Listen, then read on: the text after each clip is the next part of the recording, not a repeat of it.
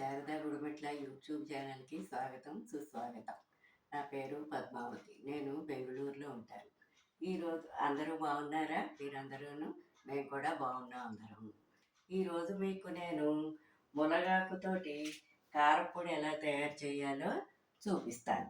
దానికి కావాల్సిన పదార్థాలు: ఒక పెద్ద చెంచాడు మినప్పప్పు, పెద్ద చెంచాడు ధనియాలు, అర చెంచా జీలకర్ర, కొద్దిగా చిన్న నిమ్మకాయంత చింతపండు, కొద్దిగా కరివేపాకు, ములక్కూర శుభ్రంగా కడిగేసుకుని ఆరబెట్టి పెట్టుకోవాలి. కరివేపాకు మరీ ఎక్కువ వేసుకోకూడదు, కొంచెంగానే వేసుకోవాలి. ఇప్పుడు ఇవన్నీ నేను వేయించుతాను. స్టవ్ వెలిగించుకుని మినప్పప్పు, మిరపకాయలు, ధనియాలు, జీలకర్ర ఇవన్నీ కొద్దిగా నూనె వేసుకుని వేయించుకోవాలి.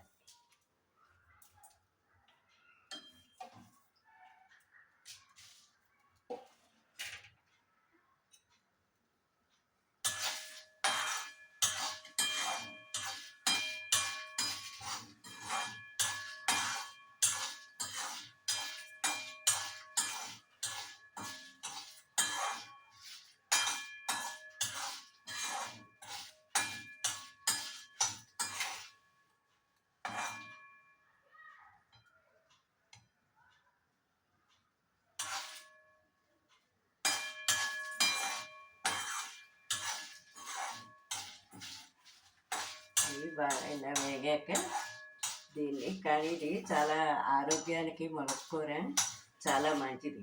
పూర్వం మన వాళ్ళు ఆషాఢ మాసంలోనే తినాలని ఎందుకు పెట్టారంటే, మనం వేసవి కాలంలో తాగే నీళ్ళకి అవన్నీ ఆ డీహైడ్రేషన్ అది లేకుండా ఉండడం కోసం అని చెప్పని ఈ మునగాకు కూర తింటే ఇది తగ్గుతుందన్నమాట.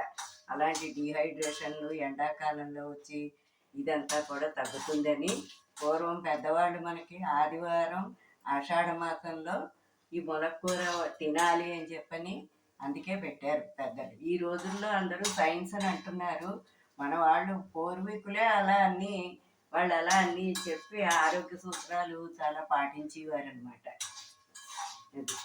ఎందుకంటే ఎండాకాలంలో ఆ ఎండ వేడికి అది మనం తట్టుకోలేక అనేక డ్రింకులు తాగేస్తాం, ఐసులు తినేస్తాం. మన ఇష్టం, మనకి ఏది ఎలా ఉందంటే అన్నీ అలా చేసేస్తాం. అందుకని అలాంటివన్నీ తిన్న వాటికి ఆ డీహైడ్రేషన్లో అవి ఏమీ లేకుండా ఉండడం కోసం అని చెప్పని మునక్కూర కంపల్సరీ తినాలి అని చెప్పి చెబుతున్నారు. ఇప్పుడు ఈ రోజుల్లో అందరూ ఆరోగ్యరీత్యా ఈ మునక్కూర కంపల్సరీ తినాలని చెప్పి పెడుతున్నారు. ఈ మునక్కూర చక్కగా అల్లం, పచ్చిమిరపకాయ, మునగాకు శుభ్రంగా మిక్సీలో తిప్పేసి గోధుమ పిండిలో కలుపుకుని చపాతీ కూడా చేసుకుంటే చాలా బాగుంటుంది. మునగాకు చపాతీ మనం మేతి పరోటీ ఎలా చేసుకుంటామో అలాగే మునగాకుతో కూడా పరోటా చేసుకోవచ్చు అన్నమాట. ఇదిగో పోపు వేగుతోంది.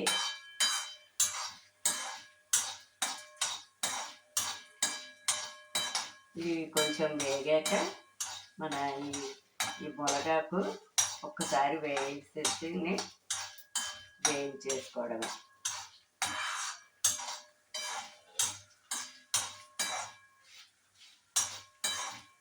అలాగే ఈ మునగాకుతో చాలా రకాల ఆరోగ్యానికి సంబంధించినవి ఎన్నో చెబుతున్నారు ఈ రోజుల్లోనూ. ఆ రోజుల్లోనే పూర్వం మన పూర్వీకులు మా అమ్మమ్మలు, మా నాయనమ్మ వాళ్ళు అందరూ కూడా అన్నీ చెబుతూ ఉండేవారు అనమాట. పోపు వేగింది, కరివేపాకు,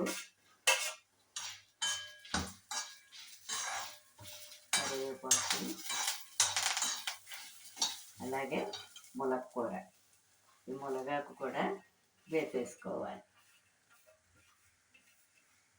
వేసుకుని జస్ట్ ఒక 2 minutes పోతే వేగిపోతుంది. ఆకు కదా గమ్మునే వేగిపోతుంది ఇది.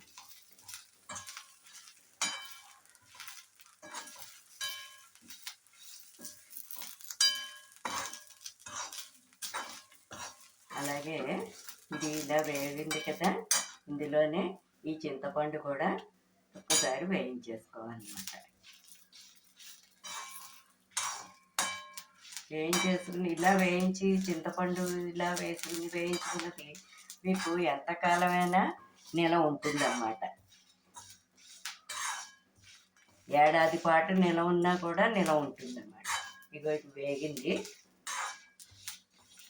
నాకు వేగిపోయింది, చల్లారి పెట్టేస్తాను.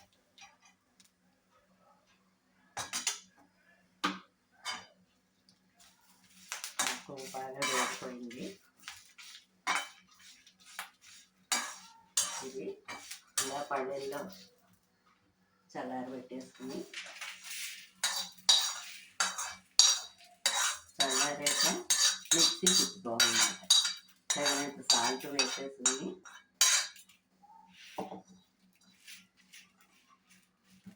చల్లారాక మిక్సీ తిప్పుతాను.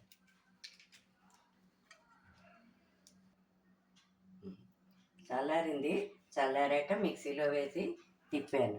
ఇది కొంచెం మనం వేడి చల్లారాక ఒక గాజు సీసాలో వేసుకుని పెట్టుకుని రోజు మొట్టమొదట అన్నంలో కొంచెం తింటే చాలా మంచిది. నెయ్యి వేసుకు తింటే చాలా ఆరోగ్యానికి చాలా మంచిది. నా వీడియో కనుక నచ్చినట్టయితే లైక్ చేయండి, సబ్స్క్రైబ్ చేయండి, మరిన్ని బెల్ ఐకాన్ నొక్కండి. మరిన్ని వీడియోలతో మీ ముందుకు వస్తాను. ఇదిగో మునగాకు కారపొడి.